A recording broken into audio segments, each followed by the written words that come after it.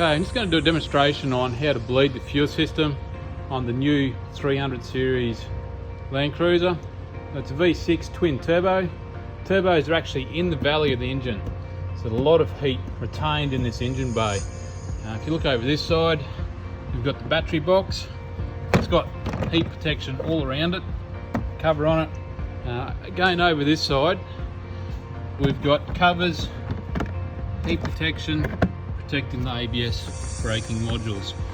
So fuel filter is actually at the back of the vehicle. The primer point is just here, so it's at the front of the vehicle in the engine bay. It's on the passenger side next to the oil filler. So there's a little cap here. We squeeze that in, the little lugs on each side, pull that off. I need to keep that, I need to reuse that. So we've got a bit of hose that'll push onto that. We put that into a container. We then need to pump the hand primer.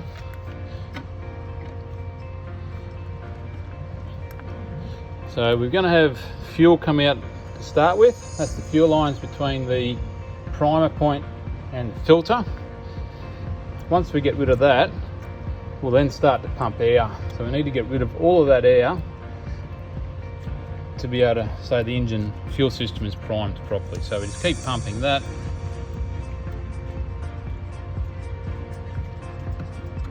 Okay, so we've got the air now. Primer's gone free.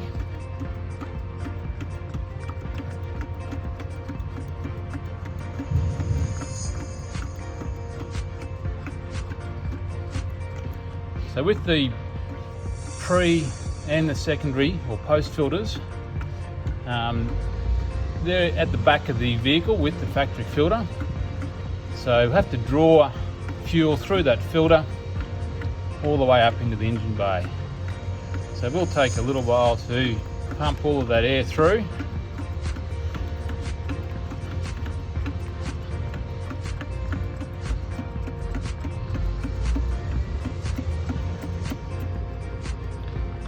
Okay, so we've pumped that up. Now feel the primer go firm again.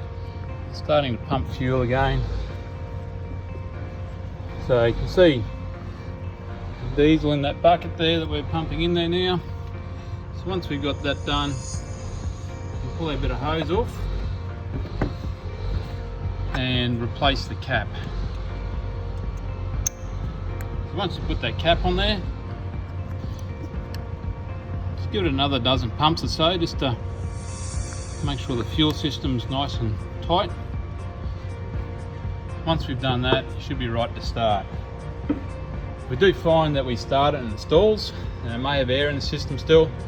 Just repeat that procedure. So take the cap off, put the hose on the tail, make sure we get a good supply of fuel, put the cap back on and pump the primer. So whether you're replacing the factory filter or the auxiliary filter, you'll need to do this process.